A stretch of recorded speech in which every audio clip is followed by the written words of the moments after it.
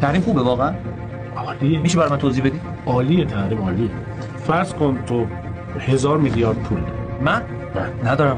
حالا فرض کن از کجا آوردم؟ ران هیئت مدیره شرکت فولاد. خب مثلا هیئت مدیره فولادم. مثلا خب الان هستی یا نیست؟ هستم.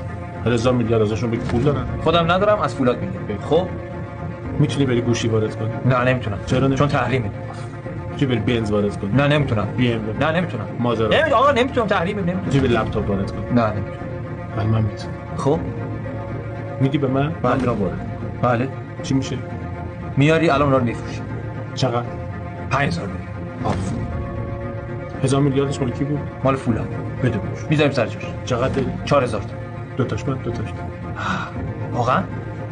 به همین راحتی؟ به همین راحتی. خب اینجوری واقعا تحریم خوبه. آره؟ نمیگم. نصفشو میگم.